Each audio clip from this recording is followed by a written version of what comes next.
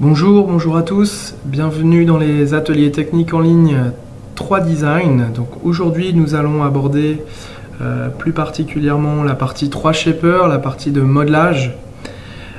Je souhaite aborder dans cet atelier une partie que peu d'entre vous utilisent, en l'occurrence la partie de déformation des objets 3Shaper dans la partie 3Design grâce à des rails ou des courbes 3D que vous allez définir avec les outils proposés dans l'esquisse et plus particulièrement les outils que vous allez avoir dans l'atelier bijouterie avec la V9.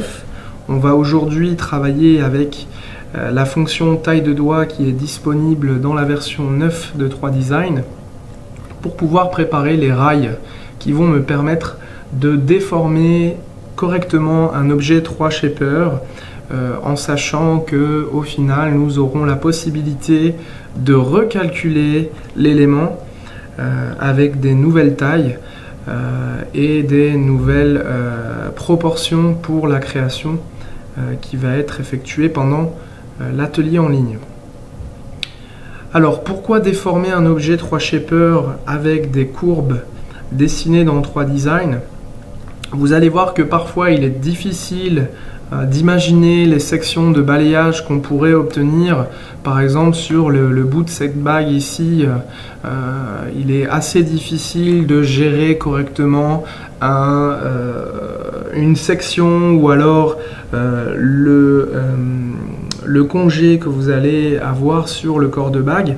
Donc on va utiliser la puissance de 3Shaper dans cet atelier pour pouvoir obtenir très rapidement un corps de bague qui demandera un tout petit peu d'organique. Alors je dis aujourd'hui un tout petit peu puisque notre exemple il est assez, je ne vais pas vous dire plutôt mécanique, mais c'est vrai qu'il est assez simple au niveau de la forme.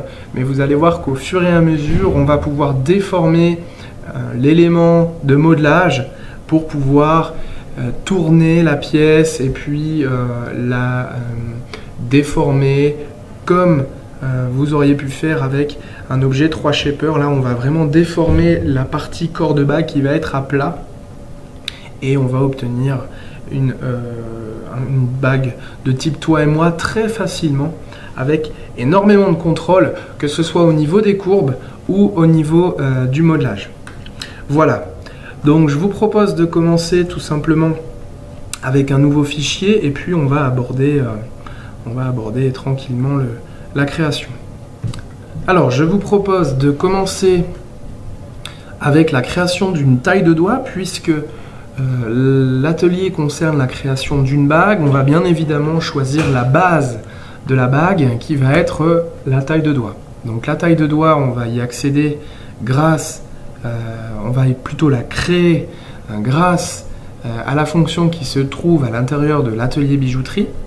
Donc je vais cliquer sur taille de doigt qui se situe en première position, donc création de bague directement. Et on va choisir en fonction du pays une taille de doigt grâce au choix défini dans la boîte de propriété. Donc on part sur une taille européenne qui est de 54, une taille basique, et je valide. Voilà, j'ai ma taille de doigt. Alors la taille de doigt, à quoi elle va nous servir? Elle va nous servir de base, puisque grâce à cette taille de doigt, je vais utiliser d'autres fonctions qui vont me définir l'extérieur, la forme extérieure de la bague, par exemple. Et grâce à l'associativité que vous avez dans l'arbre de construction, et plus particulièrement dans 3Design, vous allez pouvoir recalculer rapidement une nouvelle taille de doigt.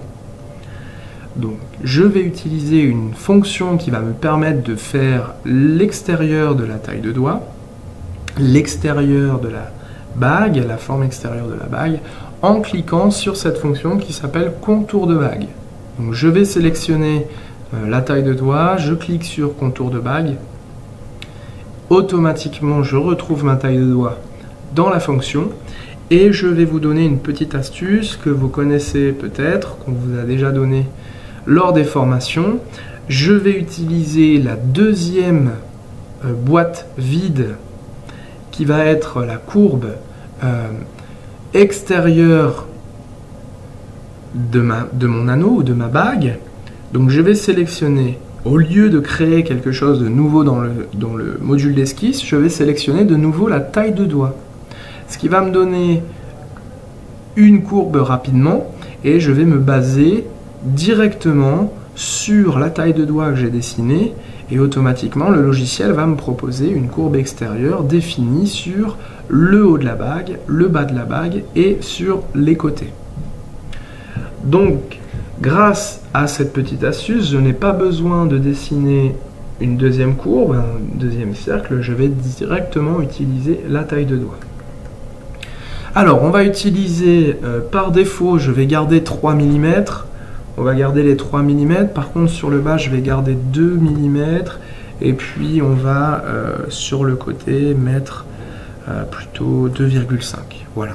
Donc, comme vous l'avez vu, on va choisir de déterminer les valeurs numériques directement dans la boîte de propriété.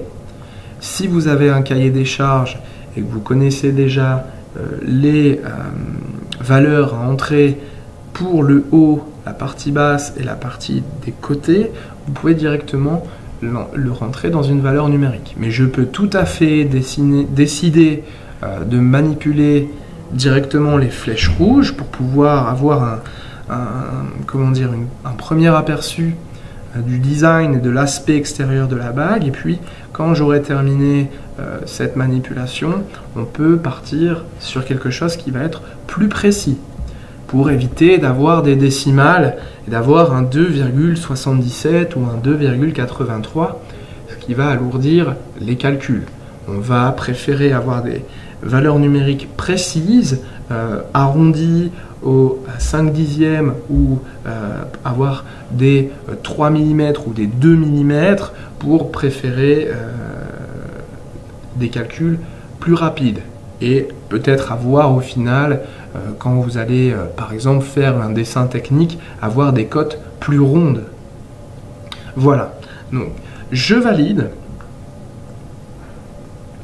Comme je vous l'ai indiqué, on pourra bien sûr revenir dans la taille de doigt et le contour de bague après avoir déformé l'objet 3Shaper, ce qui nous permettra d'obtenir une nouvelle forme de bague et de créer rapidement une nouvelle bague. Voilà. Alors,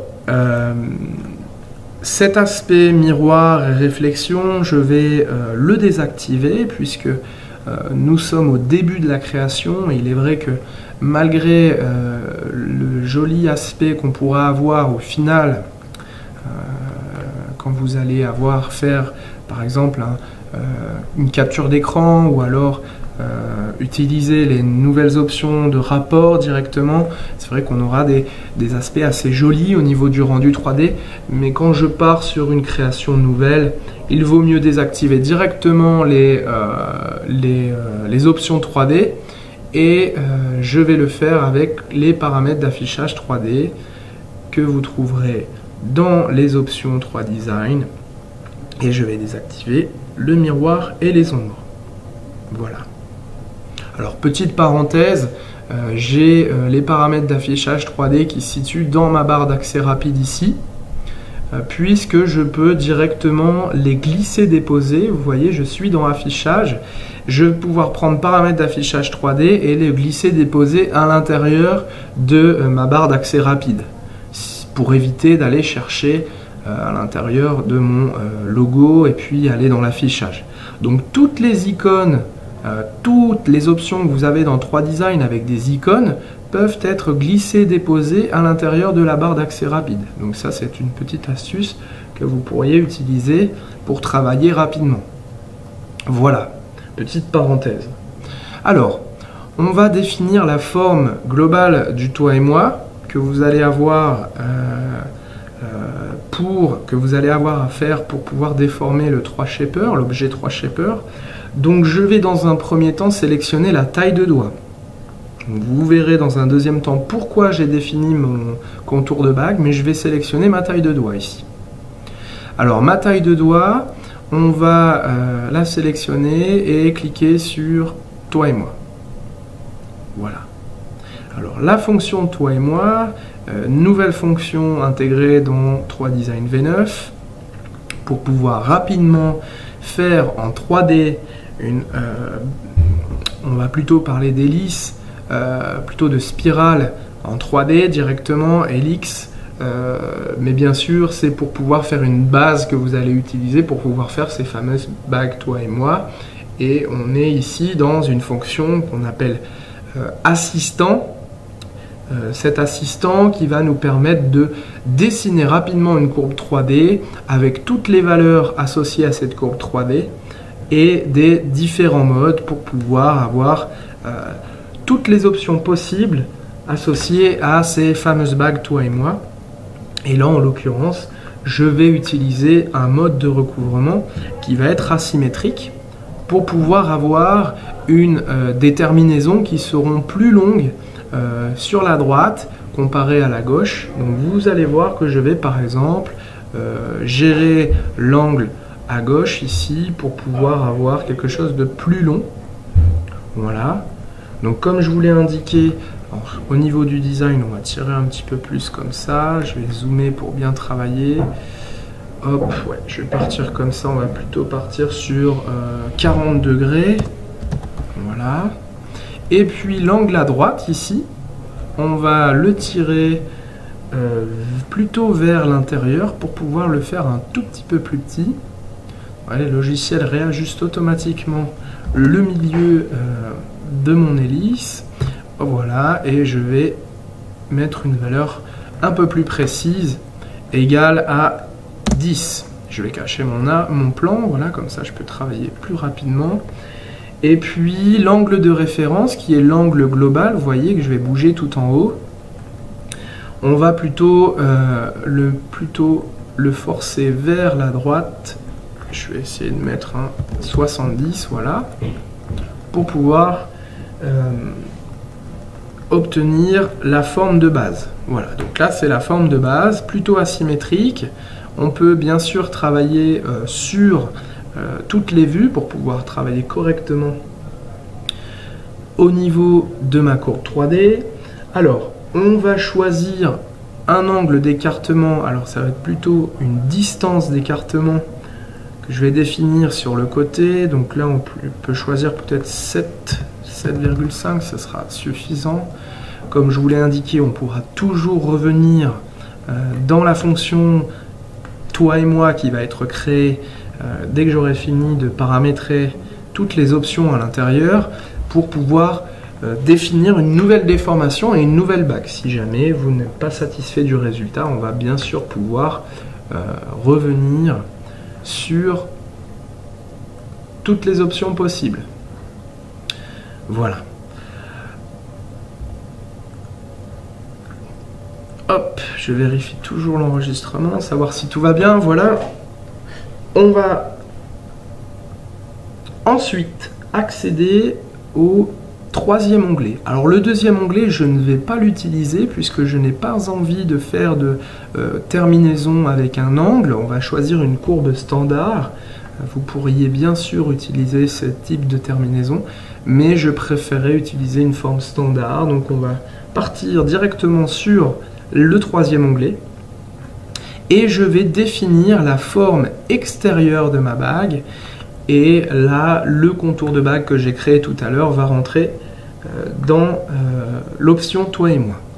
Alors, comment faire rentrer la forme ici de mon contour de bague que j'ai défini précédemment? Tout simplement, je vais lui dire que je vais créer un rail au-dessus. Voilà, on va créer un rail au-dessus. Alors, pour l'instant, on a un décalage de 2 mm partout. Alors, je vais cacher mon contour de bague pour que vous puissiez comprendre correctement. Vous voyez que j'ai un décalage de 2 mm tout autour de la base que vous voyez en verte. Donc, je vais non pas utiliser une distance constante, on va lui dire de sélectionner un rail que j'ai prédéfini. Et en l'occurrence, je vais définir mon contour de bague. Pour pouvoir avoir une distance qui ne sera plus constante, mais une distance qui sera définie par mon contour de bague sur la hauteur de ma bague, le bas de ma bague et le côté. On était sur du 3, 2,5 et 2 mm il me semble. Donc voilà, donc grâce à ce contour de bague, j'ai la possibilité de gérer les distances. Contrairement au rail extérieur, le premier mode qui est ce mode constant, je préférais avoir une épaisseur moins importante sur le bas de mon corps de bague. Voilà, donc je sélectionne dans le troisième onglet le mode créer un rail au-dessus, je vais sélectionner un rail et je vais chercher mon contour de bague. Et vous voyez que le logiciel automatiquement ouvre ce contour de bague et on va dire qu'on va plutôt parler de projection pour obtenir la courbe 3D que vous avez en blanc ici à l'écran. Donc même si mon contour de bague est fermé, au final on se réfère simplement à la base verte et on s'arrêtera à l'extrémité verte que vous avez définie dans le premier onglet. Voilà, j'ai mes deux bases qui vont être la base verte et la base blanche que vous avez à l'écran, à l'extérieur. Donc je vais valider. Alors la fonction toi et moi, bien sûr, on a pu vous l'expliquer dans la présentation ou lors de vos formations. On pourra bien sûr définir une section de balayage pour pouvoir directement obtenir ma section 3D. Mais nous n'utilisons pas cette méthode dans l'atelier puisque je vais déformer selon mes rails ici que j'ai dessinés un objet 3 shaper. Donc je valide 5 sections, c'est pour cela que j'obtiens 2 courbes filtrées que vous voyez dans mon arbre de construction pour pouvoir les utiliser en tant que courbe de référence pour ma déformation. Voilà.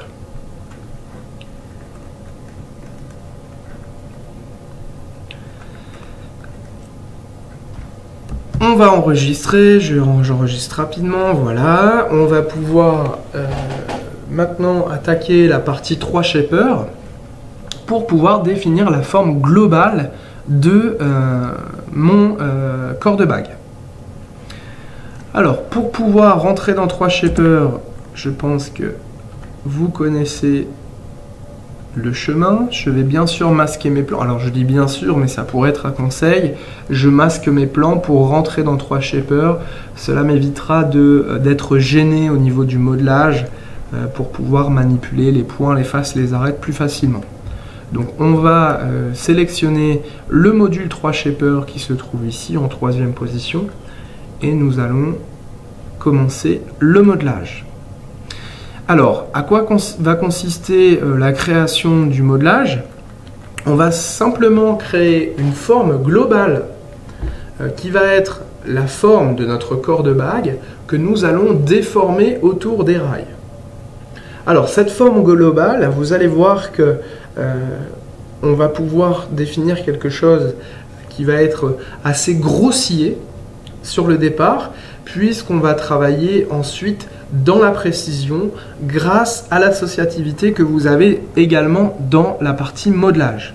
Alors ça reste flou au niveau des explications pour l'instant, vous allez comprendre après pourquoi nous allons nous servir de l'associativité dans 3 shaper. Je vais simplement commencer à définir la forme globale de mon corps de bague, tout simplement en dessinant une boîte. Alors cette boîte, on va d'abord travailler avec des arêtes vives pour pouvoir travailler sur une section un peu plus droite sur les côtés.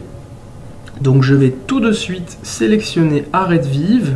Alors une petite parenthèse, même si vous avez peut-être déjà remarqué pour les nouveaux utilisateurs V9 ou alors pour les personnes n'ayant pas 3 shaper mais ayant fait la mise à jour V9, par défaut vous avez une version 3 shaper avec des outils.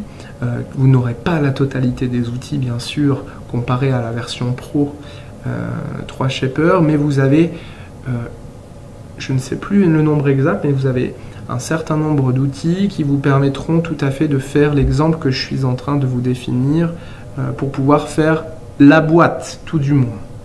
Par contre, pour le reste au niveau des attributs, je vous expliquerai tout à l'heure, là par contre, c'est vrai qu'il faudra une version pro, mais vous pouvez tout à fait travailler avec les outils qui sont proposés dans la version simple, et vous verrez par la suite qu'il est toujours possible de travailler malgré, vous verrez, la simplicité de travail avec l'associativité qui nous fait gagner énormément de temps. Bref, vous pouvez toujours commencer l'exercice. Alors, cette boîte, nous allons définir la longueur de cette boîte. Alors, c'est vrai que la longueur n'a pas forcément d'importance. On ne va pas s'amuser à calculer le périmètre de la courbe pour savoir exactement combien nous allons intégrer pour la taille de doigt. Bien sûr, on va quand même mettre quelque chose de conséquent pour une bague.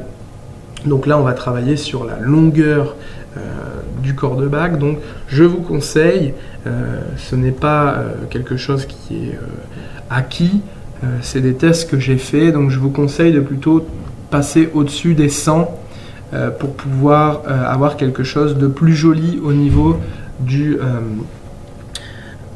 de la déformation. Voilà. Alors là, on est sur la longueur. La largeur, on va la définir en fonction de vos besoins.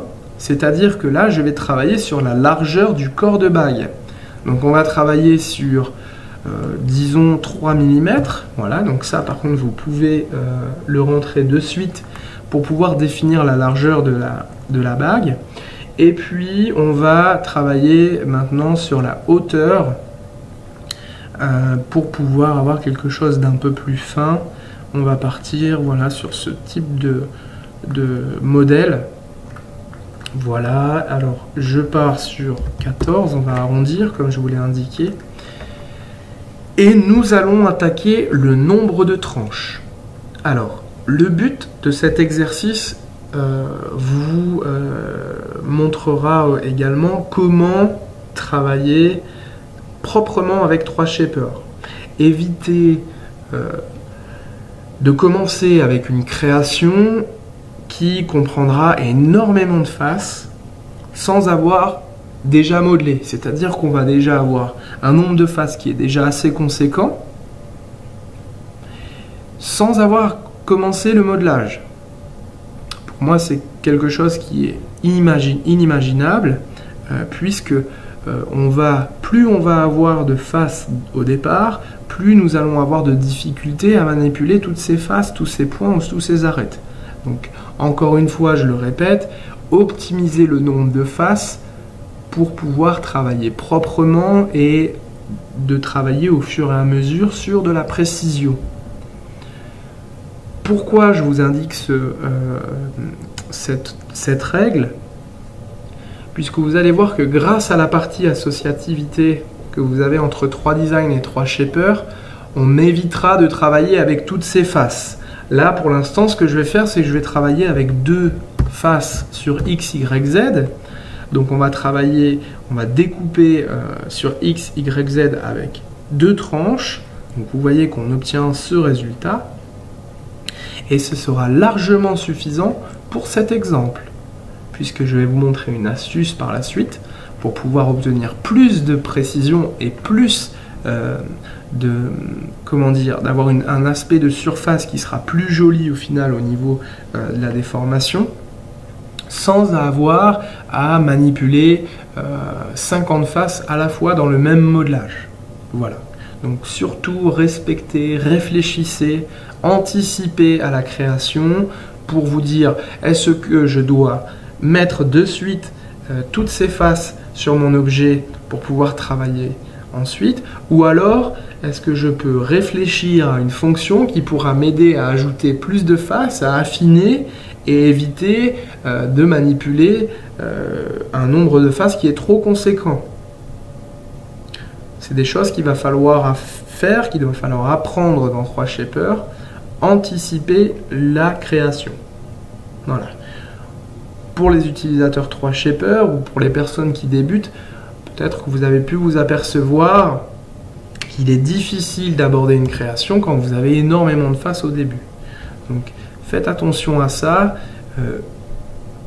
Vous allez voir qu'on peut facilement optimiser la précision. Je vous montrerai comment dans cet exemple. Et elle s'applique à pas mal d'autres exemples. Cette règle ne s'applique pas qu'à ce type d'exemple de création de bagues. On est aussi sur du modelage d'animaux ou de fleurs, etc. etc. On va respecter cette règle pour pouvoir travailler correctement avec 3Shaper. Alors, pourquoi je vais ajouter un nombre de faces qui va être plus conséquent? Alors, tout simplement, je vais vous montrer. Vous voyez que là, j'ai travaillé sur mon modelage. On a notre boîte qu'on va pouvoir déformer. Donc, pourquoi pas aller la déformer de suite dans 3Design, prendre ma boîte et puis sélectionner les deux éléments principaux qui sont mes deux courbes filtrées pour pouvoir accéder. Alors j'ai quitté 3Shaper, je l'ai fait rapidement, mais vous avez à cliquer 2 fois sur la flèche bleue pour revenir dans le module principal 3Design et nous allons accéder aux créations solides, l'atelier création solide, pour pouvoir utiliser déformer suivant la courbe. Voilà. Alors, si j'ai sélectionné mon modelage, j'ai sélectionné mes deux courbes, le logiciel va automatiquement choisir l'axe de direction, le côté à déformer. L'axe de direction, c'est des bêtises, c'est plutôt l'axe de déformation, pas de direction. Donc là, il va choisir le côté le plus grand de l'objet. Si vous avez oublié de sélectionner le modelage, faites-le dans Objet à manipuler. Et si vous jugez que le côté à déformer n'est pas le bon, cliquez de nouveau sur la main et choisissez le côté que vous souhaitez déformer. Là, en l'occurrence, le logiciel avait bien choisi mon axe de déformation, donc je peux de nouveau cliquer dessus. C'était juste pour vous montrer. Alors, j'ai ma déformation. Donc, vous pouvez voir que mon objet 3Shaper est déformé sur les deux courbes. Par contre, au niveau de l'orientation, je souhaiterais le tourner pour pouvoir éviter d'avoir déjà une intersection sur le dessus et d'avoir une bague plus petite au niveau de sa largeur. Donc simplement, je vais d'abord vérifier que mes deux courbes sont bien entrées dans la liste des courbes que j'ai ici et on vérifie normalement la direction que vous avez sur les deux rails.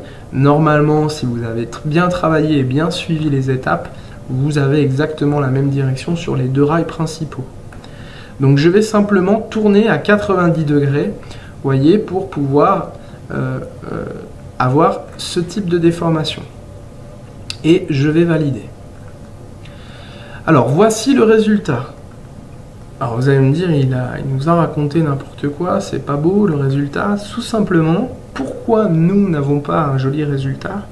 Puisque le logiciel n'a pas assez de tranches pour pouvoir déformer correctement tout autour des deux rails principaux. Donc là, si vous vous souvenez bien, j'ai une tranche à l'extrémité, une tranche au milieu et une tranche sur l'autre extrémité. Donc le logiciel va déformer ça tranquillement sur 3 tranches. Donc, pour pouvoir le faire de façon plus précise, je vais devoir ajouter ces tranches. Alors comment on va ajouter ces tranches? On va tout d'abord rentrer dans le modelage, puisque la base de ma création, c'est le modelage. Donc je vais rentrer dans Manipuler surface, en double-cliquant sur Manipuler surface qui se trouve à l'intérieur de mon déformé, et je vais cacher mon déformé suivant une courbe pour éviter d'être gêné. Donc vous voyez, je répète, vous avez 1, 2, 3 tranches. C'est pour ça que nous avons ce type de déformation. Nous, il va falloir en ajouter plus, c'est-à-dire en ajouter une tous les 10 mm par exemple. Tac, tac, tac, tac, même peut-être plus. Alors, comment on va pouvoir faire? Alors, certains me répondront, on va pouvoir diviser les arêtes en sélectionnant et puis les faire manuellement. On va pouvoir scinder les arêtes également en sélectionnant le mode arête. Souvenez-vous, vous avez le mode scinder les arêtes. Mais je leur répondrai que, comme je vous l'ai indiqué tout à l'heure, on ne va pas travailler avec un nombre de phases conséquent puisque j'ai encore tout un travail derrière pour, par exemple, déformer la section qui est mon corps de bague et je ne veux pas manipuler 50 faces ou 100 faces pour être perdu dans mon modelage. On va faire cette étape de manière automatique. C'est-à-dire que je vais vous apprendre à ajouter un nombre de tranches conséquent sur ce modelage pour pouvoir le faire automatiquement et revenir sur le manipulé surface et travailler de façon constante sur ce manipulé surface qui contient 3 tranches sur X. Alors comment on va faire ça?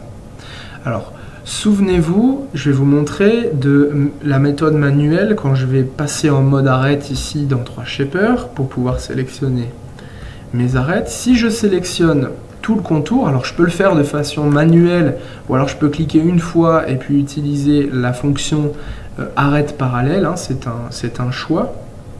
À vous de définir la méthode de travail. C'est vrai que cette fonction est plus rapide que de sélectionner un par un. Donc, ce qu'on va faire, c'est, je vais vous montrer qu'est-ce que scinder une arête. Donc, vous voyez, quand je sélectionne tout le pourtour et je clique sur scinder, automatiquement, le logiciel va me scinder mon arête, mes arêtes, sur leur milieu. Il va calculer la distance globale de ma sélection pour pouvoir refaire une arête au milieu. Donc c'est ce qu'on appelle scinder les arêtes. Donc là, si je scinde mes arêtes, je ne vais pas valider parce que je ne veux pas le faire dans manipuler surface. Si je scinde mes arêtes, je vais avoir 1, 2, 3, 4 tranches. Donc c'est beaucoup mieux que 3, mais il m'en faudrait beaucoup plus. On parlera peut-être de 50, 60 tranches. Donc pour éviter de le faire 60 fois ou 50 fois, je vais vous montrer une méthode de travail qui vous permettra de manière automatique de scinder les arêtes sans avoir à travailler des heures et des heures au niveau des sélections et des créations. Alors simplement, pour pouvoir scinder les arêtes de manière automatique, on va déjà indiquer au logiciel quelles sont les arêtes que nous voulons scinder. Donc je vais sélectionner toutes ces arêtes. Alors, ce qu'on va faire pour ne pas le faire de façon manuelle, on va sélectionner les 2 arêtes qui sont ici, donc 1, 2, et je vais utiliser arête parallèle. Et vous voyez qu'on a sélectionné tout le pourtour. Alors, si vous voulez voir correctement, je vais cacher un petit peu, hop, on va cacher, voilà, et je vais recommencer. Donc je sélectionne mon arête vive et ma deuxième arête vive qui définissent la longueur de mon corps de bague et je vais utiliser arête parallèle. Voilà. Et nous allons utiliser la fonction attribut. Alors qu'est-ce que c'est un attribut? Un attribut, on va l'utiliser dans 3 shapers pour pouvoir contraindre une sélection. C'est-à-dire qu'on va lui indiquer à 3 shapers que cette sélection qui contient 16 arêtes, on va la sauvegarder. On va lui dire tu vas sauvegarder cette sélection puisque je vais l'utiliser sur une autre fonction. Donc, vous voyez que ces 16 arêtes ici, je vais dire au logiciel tu vas définir un attribut. Donc je vais cliquer sur la fonction définir un attribut et je vais lui dire de créer un mot-clé. Alors vous voyez que dans la liste, en cliquant sur plus, j'ai un mot-clé ou une valeur numérique. Pour l'instant, on va simplement sauvegarder la sélection pour pouvoir lui dire scinder automatique. Je vais l'appeler scinder auto. Voilà. Donc vous voyez que le logiciel, il m'a sauvegardé. Donc on voit qu'en rouge, j'ai ma sélection qui est maintenant sauvegardée, scinder auto. Et je vais valider. Donc voilà, on voit toujours j'ai 16 arêtes et j'ai un attribut dans ma liste, scinder auto. Voilà. Alors, comment travailler de manière automatique dans 3 shapers? Tout simplement, en quittant le manipuler surface dans lequel vous êtes actuellement, en cliquant sur la petite flèche bleue que j'ai ici. Voilà. Donc, cette partie qui concerne l'associativité dans 3Shaper va me permettre de scinder automatiquement les attributs, plutôt l'attribut sur les sélections que j'ai défini dans mon manipuler surface. Vous voyez ici dans mon arbre, j'ai manipulé surface. Donc je vais pouvoir utiliser la fonction scinder des arêtes et vous voyez que le logiciel automatiquement, il va me définir sur mes attributs, vous voyez, scinder auto, il va automatiquement me proposer les attributs que j'ai définis précédemment et on va pouvoir faire des découpes. Vous voyez, il y a une découpe avec la position du fractionnement, donc je laisse au milieu, comme ça il va parfaitement découper au milieu, et puis nous on va lui dire de le faire 4 fois pour y aller franchement. Donc là en gros il va diviser 4 fois les arêtes au niveau de la sélection. Donc nous aurons 4 fois plus de tranches. On va valider, voilà. Donc rien ne change au niveau de la forme puisqu'on reste toujours sur une forme rectangulaire.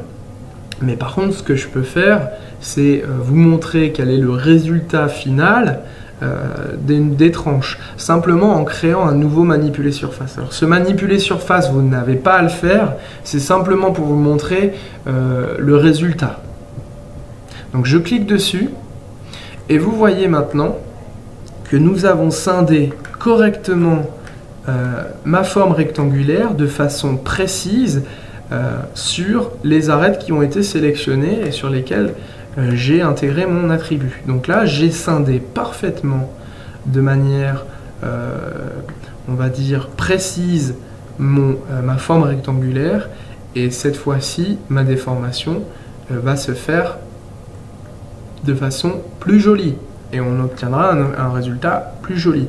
Alors, le manipuler surface 2, je vous ai dit que ça ne servait à rien, ça servait juste à vous montrer quel était le résultat. Je ne vais pas m'en servir, donc je vais utiliser la fonction éditer la liste des opérations pour pouvoir supprimer mon dernier manipuler surface 2 qui est dans mon arbre, puisqu'il ne me sert à rien. Je valide et je recalcule. Alors voilà, on va simplement voir le résultat maintenant de la déformation.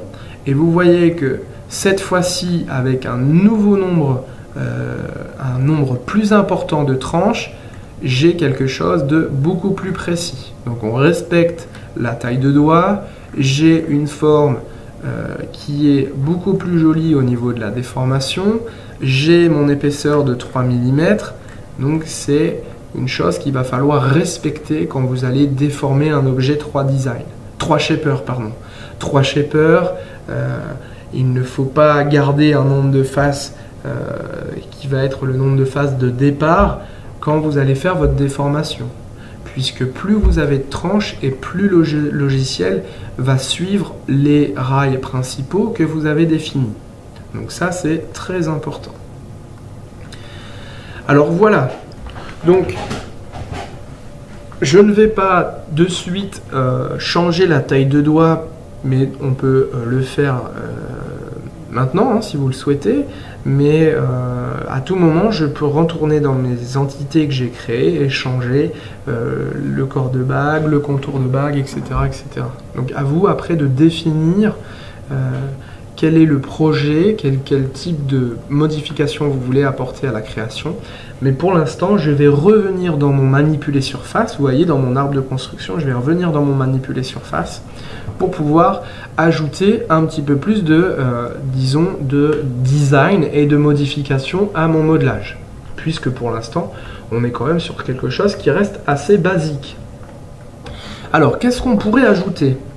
Alors moi, je vous propose d'ajouter déjà un congé qui va être défini sur les arêtes vives, les arêtes qui sont rouges sur mon cube. Alors vous voyez, je suis revenu sur mon manipuler surface. Dans mon arbre de construction, j'ai bien mon scinder les arêtes. Donc comme je vous l'ai indiqué, grâce à ce scinder les arêtes qui se fait de manière automatique, je n'ai pas besoin d'être embêté avec ces X tranches que j'ai définies dans mon scinder les arêtes automatiquement, et je peux revenir tranquillement travailler sur mon manipuler surface et le faire de manière précise, puisque j'ai toujours mes 3 tranches sur ma forme rectangulaire.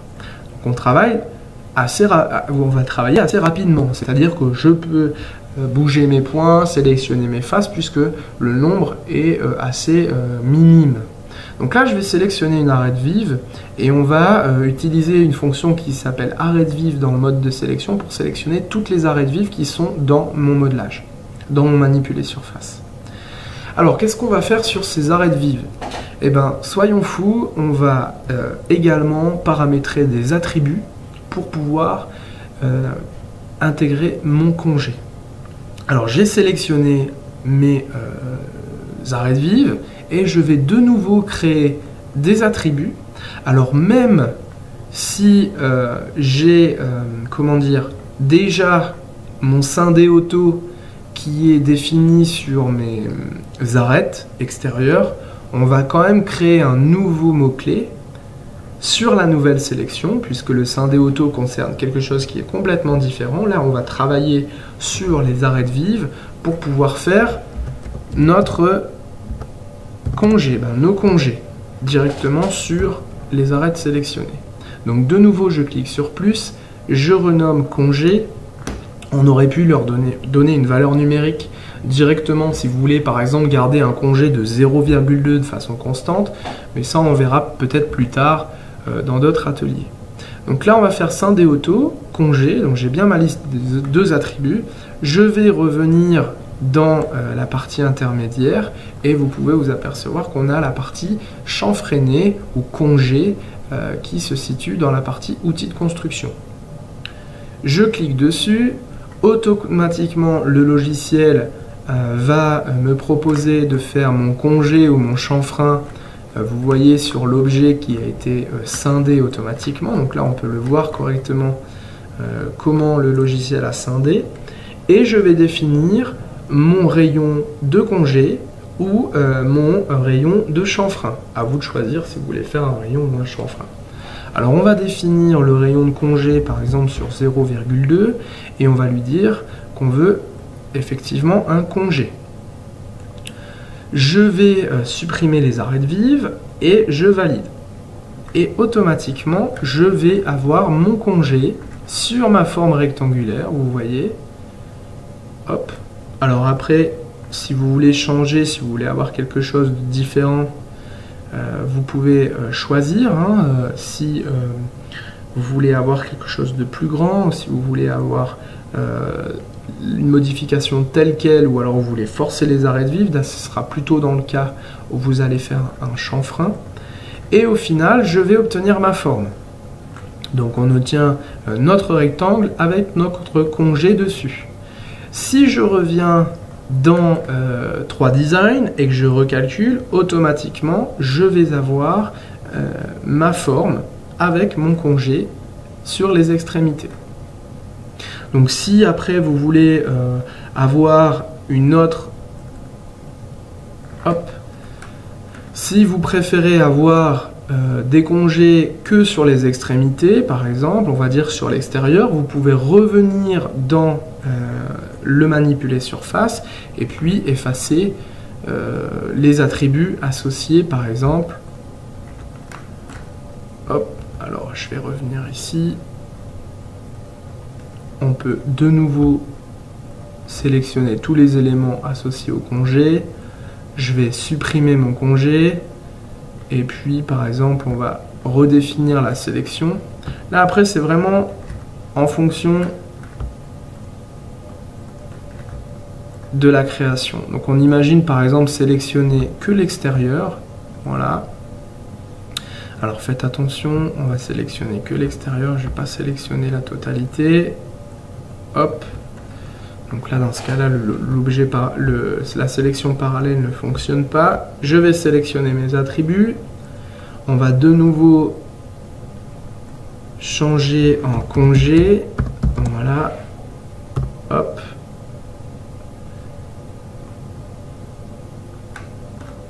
Je valide.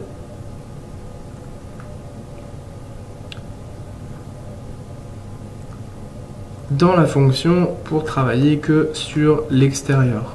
Donc voilà, on va remettre 0,2. On va choisir le congé.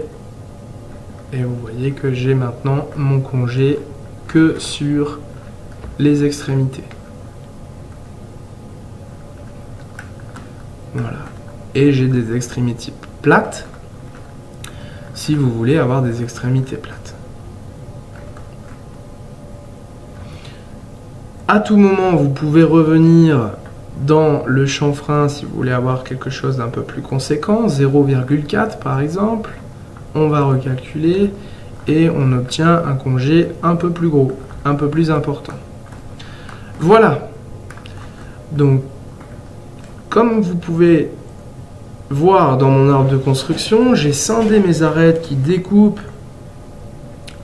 mon corps de bague pour pouvoir avoir une belle déformation et mon chanfrein défini sur les arêtes extérieures. Donc là, c'est après, en fonction des attributs que vous allez définir dans le premier manipuler surface, que vous définirez où vous voulez vos chanfreins et où vous voulez scinder. Alors, vous voyez que si je reviens dans manipuler surface, automatiquement, je retrouve la base que j'ai créée. Je peux travailler tranquillement, sans être embêté par le scinder les arêtes et le chanfreiner.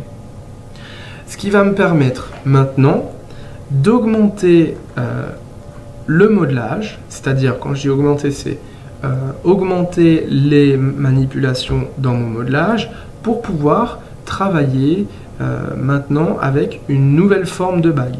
Je vais pouvoir par exemple d'un côté de ma forme rectangulaire réduire, voilà, donc je peux sélectionner ces points, on va réduire la forme. Alors faites attention au mode d'accrochage pour pas être dérangé. Hop, voilà. On va réduire la forme. Ici. Alors quand je réduis la forme, regardez, je vais recalculer. Hop. Et vous voyez qu'en jaune maintenant, j'ai réduit directement. Je vais vous remontrer. Grâce à la V9, maintenant vous pouvez recalculer directement. Alors j'ai mis un raccourci sur mon recalculer. Vous pouvez faire... vous pouvez le customiser si vous le souhaitez, sinon vous cliquez ici dans l'arbre, donc moi mon raccourci, hop, je l'intègre, et vous voyez, je joue directement sur la partie droite de ma bague. Et on va directement changer l'épaisseur du haut de ma bague. Alors, comment on travaille? On travaille sur la tranche ici qui est cette extrémité, la tranche du milieu qui est le bas de ma bague et l'autre côté qui est l'autre extrémité. Donc c'est ça aussi pourquoi travailler avec le peu de tranches, puisqu'on va définir la partie de la bague, le corps de bague, en fonction du nombre de tranches. Alors imaginez-vous avec 50 tranches, c'est vrai que ça va être difficile de savoir exactement où vous travaillez. Donc là je sais que à gauche, je travaille sur la partie gauche de ma bague, à droite je travaille sur la partie droite, et là je travaille sur la partie basse. Ok? Donc, hop, je peux également, si vous le souhaitez, et ça c'est quelque chose qui est difficile à gérer dans les balayages, par exemple, hop, lui donner un petit peu plus de rotation. Hop, je recalcule et vous voyez directement, j'ai ma nouvelle rotation qui est définie. Donc ça, c'est des choses qui sont assez difficiles à gérer sur le balayage.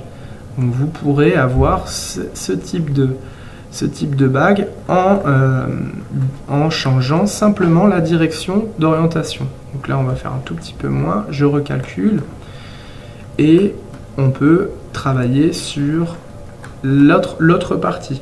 Alors l'autre partie, qu'est-ce qu'on va pouvoir faire? On va pouvoir réduire, on peut réduire les extrémités hein, si vous voulez. Donc là je vais prendre tous les points ici, hop, je vais réduire un petit peu, hop, CTRL B, vous voyez maintenant je réduis, on peut augmenter sur la hauteur si vous le souhaitez. Donc ça c'est des choses que vous allez pouvoir définir automatiquement avec tous les outils que vous avez dans 3Shaper. Grâce à ces 3 tranches, je vais pouvoir manipuler et au fur et à mesure modeler mon corps de bague. Voilà.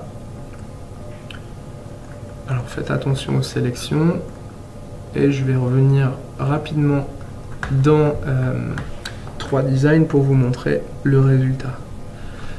Donc voilà, j'ai cette forme définie dans 3Shaper. Grâce à ma déformation, à mes déformations que j'ai définies grâce aux rails principaux, je vais pouvoir obtenir plusieurs types de bagues. Donc bien sûr, je peux revenir dans mon manipuler surface. Hop, on va pouvoir revenir ici. Voilà, CTRL B. Après, à vous de jouer et d'intégrer les choses que vous auriez pu apprendre, que vous avez apprises avec 3Shaper. Donc c'est du manipuler, c'est du déplacer. On va beaucoup travailler sur du déplacer et du changement d'échelle, bien sûr, pour pouvoir redéfinir un modelage. Donc on peut travailler sur des formes un peu plus sympas, un peu plus bombées sur le dessus. Comme je vous l'ai indiqué, on définit vraiment la déformation. Vous voyez ici sur le bombé, là on définit, hop, je tire un petit peu plus, on définit vraiment le bombé ici. Et on obtient des choses qui sont vraiment sympas très rapidement en manipulant un nombre de points qui est vraiment très minime. Bon, hop, je vais resserrer un petit peu le milieu pour pouvoir donner un effet. Donc ces trois tranches définies avec les points autour, vous allez pouvoir les manipuler, vous allez pouvoir modifier. Et vous voyez qu'au départ, on est sur une forme qui est assez globale. Et on va pouvoir facilement la modifier tout en gardant les contraintes que vous avez définies dans 3Shaper. Donc les contraintes qui sont des scinder les arêtes, chanfreiner sur les côtés, et je vais pouvoir à tout moment revenir pour redéfinir ce chanfrein ou alors ce nombre de tranches si vous jugez que l'aspect de la bague n'est pas assez précis pour votre projet. Voilà. Donc vous voyez, on obtient un petit modelage ici sur la forme, des formes qu'on obtient très difficilement dans 3Design avec le balayage. Voilà, je peux revenir après. Là, c'est vraiment après à vous de définir correctement où exactement vous voulez bomber, ou vous voulez revenir peut-être sur quelque chose d'un peu plus plat. Donc là, dans ces cas-là, on va aligner les points de nouveau. Là, c'est vraiment à vous de jouer avec les points. Hop, voilà, je les aligne pour avoir quelque chose de plus plat. On va les tourner, on va les écarter, et c'est ce qui définira au final la forme déformée. Donc là, je vais rajouter les attributs de nouveau pour avoir des formes moins plates sur les extrémités. Donc tout ça, vous allez pouvoir, hop, on va homogénéiser la sélection avec les nouvelles arêtes que je viens de sélectionner. Voilà. Donc après, c'est à vous de faire vos petites expériences. Alors je vais revenir ici, on va sélectionner aussi celle-ci. Voilà, sur les extrémités pour que ce soit plus joli. Comme vous avez un nombre de points, un nombre de faces, un nombre d'arêtes qui est optimisé, on peut facilement on peut facilement revenir sur la forme principale sans se casser la tête et savoir exactement quel type de déformation je vais donner à mon corps de bague. Donc vous voyez là, on a une extrémité qui est un peu plus ronde. On va même pouvoir venir prendre le point ici qui est au milieu et puis le tirer sur X. Oups, on va faire ça bien. Voilà. Pour donner quelque chose d'un peu plus arrondi si vous le souhaitez. Donc on peut même aligner les autres points. Donc on va prendre ce point-là et ce point-là. Hop. Pour pouvoir avoir quelque chose de plus joli. Voilà. Un peu plus organique. Donc vous voyez, on peut vraiment obtenir des formes qui sont difficiles à obtenir avec le balayage. Et là, on est sur quelque chose d'un peu plus manuel au niveau de l'approche. c'est une façon de concevoir qui est complètement différente. Hop, donc là on va mettre un petit peu plus au milieu. Donc en fonction des contraintes et des règles que vous allez vous donner sur le modelage, vous allez avoir des formes qui seront vraiment simples à gérer, vraiment sympas. Donc il suffit simplement de revenir dans 3Shaper et modifier. Bon voilà, donc j'arrête le modelage. Je vous laisserai travailler directement avec votre création. Ce qu'on va faire pour terminer l'atelier, comme je vous l'ai indiqué tout à l'heure, grâce aux entités que vous avez créées tout à l'heure, on va pouvoir changer la taille de doigt. Voilà, on va partir sur une taille de doigt beaucoup plus grande. Donc on peut le voir que mon arbre de construction est bien lié puisque j'ai tous mes éléments qui vont être construits. Hop, voilà, j'ai une nouvelle taille de doigt. Je vais vous en montrer, on va la changer, on va en mettre une plus grande. Hop, voilà, je change ma taille de doigt et vous gardez toujours les paramètres qui ont été définis tout à l'heure. Voilà, on va revenir sur une taille de doigt plus petite. Hop, une nouvelle taille de doigt. On peut revenir sur le contour de bague. Donc là, on peut avoir quelque chose de beaucoup plus grand sur le dessus. Hop, je valide. Voilà, on déforme pour que ce soit un petit peu plus grand sur le dessus.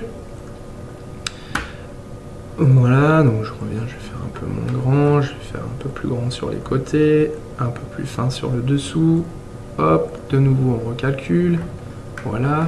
Et là, on a une déformation qui est rapide, puisqu'on est sur une déformation d'objet 3D, 3Shaper. Hop, je reviens dans mon toi et moi, pourquoi pas, pour changer peut-être l'arrivée au niveau de la partie gauche. Hop, voilà, on va changer directement. Donc là, après, c'est à vous de définir où exactement vous voulez aller avec la déformation pour pouvoir obtenir le résultat escompté. Voilà, en sachant que je vous ai donné la méthode de travail qui vous permettra de travailler avec l'associativité et d'obtenir facilement de nouvelles déformations, de nouvelles tailles et de nouvelles contraintes. Voilà. Alors, à partir du moment où vous avez défini, vous avez terminé ce projet, on pourra après de nouveau sélectionner la déformation et puis aller travailler dans 3Shaper et récupérer les faces pour pouvoir continuer le travail. Donc, comme vous pouvez le voir, on obtient quelque chose qui est très précis. Donc je vais pouvoir, on peut s'amuser à peut-être évider en dessous, vous voyez. On va sélectionner, alors utilisons les bons outils. Hop, je vais sélectionner ici. Voilà, on va sélectionner sur les côtés aussi.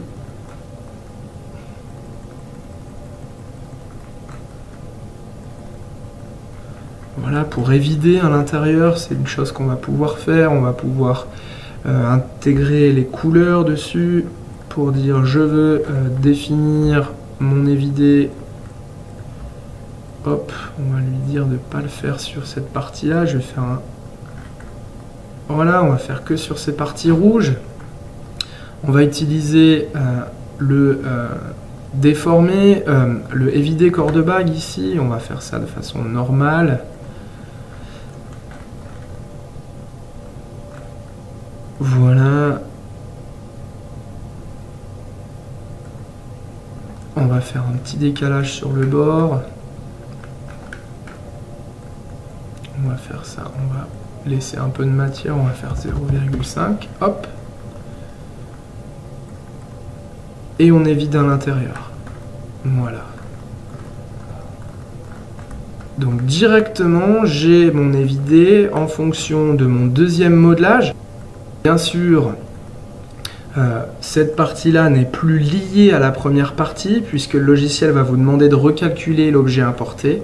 Donc quand vous voulez faire tout ce système d'évidé, il faudra être sûr que la bague que vous avez faite est finalisée. Alors n'hésitez pas à faire un enregistrer sous si vous voulez utiliser de nouveau le premier fichier que vous avez défini Et puis, comme ça, vous pouvez importer de nouveau la bague et puis travailler par exemple sur un évidé qui se fait très facilement. Voilà, je vais sélectionner la partie rouge pour ajouter un petit peu plus de parties évidées. Je reviens, directement le logiciel va évider cette partie rouge. Donc voilà, vous avez maintenant toutes les petites astuces pour pouvoir designer un corps de bague dans 3Shaper. Grâce aux tailles de doigts, à la taille de doigt, grâce aux éléments contour de bague et toi et moi. Bien sûr, vous allez pouvoir le faire avec d'autres courbes qui pourront être utilisées comme rails de déformation. Mais comme nous étions sur un exemple de corps de bague, on a utilisé tous les éléments en notre possession pour pouvoir après, comme je vous l'ai indiqué, recalculer correctement le corps de bague et très facilement obtenir un recalcul qui pourra se faire en revenant dans les éléments créés au départ. Donc une autre manière de travailler, je suis conscient qu'on pourrait obtenir ce genre de bague avec les balayages, mais pour des formes un peu plus organiques, un peu moins contrôlées au niveau, on va dire, quand je parle de moins contrôlé, c'est-à-dire on sera moins dans la création de bijoux mécaniques, on aura beaucoup plus de fluidité, beaucoup plus de rondeur au niveau des formes sur le dessus par exemple. Toutes ces déformations dépendront des modifications que vous allez apporter au manipuler surface. Voilà. Et retenez une chose, toujours réfléchir quand vous travaillez avec 3Shaper à l'optimisation des faces pour travailler facilement. J'ai travaillé avec 3 tranches pour pouvoir gérer tout ce corps de bague. Donc ça, c'est aussi un gain de temps énorme en sachant que je n'ai plus qu'à déformer mon contour de bague, revenir sur ma taille de doigt pour recalculer correctement. Je vous souhaite de très bonnes vacances pour les personnes qui ne sont pas parties en vacances en juillet. Très bonne rentrée à tout le monde. Nous ne manquons pas de vous envoyer la prochaine invitation pour l'atelier en ligne, prévu pour septembre. Je vous dis à très bientôt. N'hésitez surtout pas à envoyer à support@type3.com toutes vos questions qui concernent l'atelier. Si vous avez des questions concernant 3Shaper, concernant tous les sujets que nous avons pu voir pendant l'atelier, vous pouvez m'envoyer un email à support@type3.com. À très bientôt, bonnes vacances, merci à tous.